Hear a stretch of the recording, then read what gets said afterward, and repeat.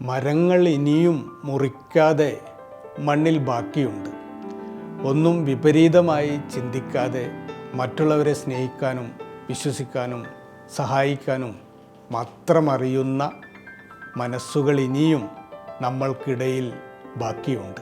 സകലരെയും പൂർണ്ണ വിശ്വാസമുള്ളവർ.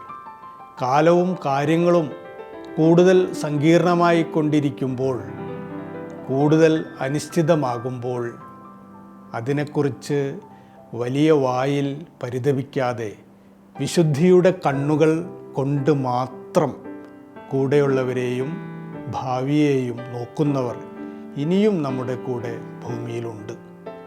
പാലക്കാട് ജില്ലയിലെ ആലത്തൂർ സ്റ്റാൻഡിൽ നിന്ന് വടക്കഞ്ചേരിയിലേക്ക് പോകുന്ന കാടങ്കാവിൽ പ്രൈവറ്റ് ബസ്സിൽ 4-5 ട്രിപ്പ് വെറുതെ അങ്ങോട്ടും ഇങ്ങോട്ടും ഇന്നലെ യാത്ര ചെയ്തു.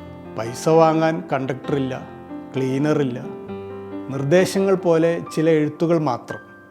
സത്യസന്ധത പാലിക്കുക, യാത്രാക്കൂലി ബോക്സിൽ നിക്ഷേപിക്കുക, പിന്നെ മദർ തെരേസയുടെ വലിയൊരു ചിത്രവും. സത്യസന്ധതയുടെയും പരസ്പര വിശ്വാസത്തിൻ്റെയും ഒരു കൊറിയോഗ്രാഫി ആയിരുന്നു ആ ബസ്.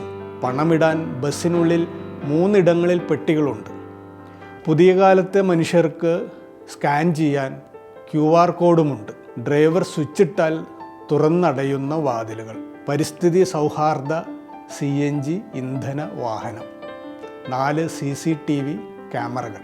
യാത്രക്കാരുടെ നല്ല തിരക്കുള്ള സമയങ്ങളിൽ നിർദ്ദേശങ്ങൾ നൽകാൻ ഡ്രൈവർ സീറ്റിനരികിൽ മൈക്കും അനൗൺസ്മെൻറ്റ് സിസ്റ്റവും. വിശ്വാസം മാത്രമല്ല, ബസ്സുടമ കാടൻകാട്ടിൽ സെബാസ്റ്റ്യൻ മുതലാളി അത്രയും മോഡേൺ വീക്ഷണമുള്ള മനുഷ്യനാണ്.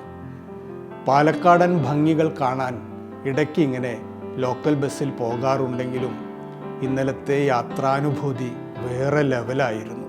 തേനിടുക്ക്, പുളിങ്കൂട്ടം, നെല്ലിയാമ്പാടം, തെന്നിലാപുരം തുടങ്ങിയ പാലക്കാടൻ ഉൾഗ്രാമങ്ങളിലൂടെ ഒരു നീല ബസ് നീലമേഘങ്ങൾക്ക് താഴെ പച്ചപ്പാടങ്ങൾക്കിടയിലൂടെ പോകുന്നത് ഒരു വിശുദ്ധൻ നടന്നു നീങ്ങുന്നത് പോലെ അത്രയും സൗമ്യമായിരുന്നു.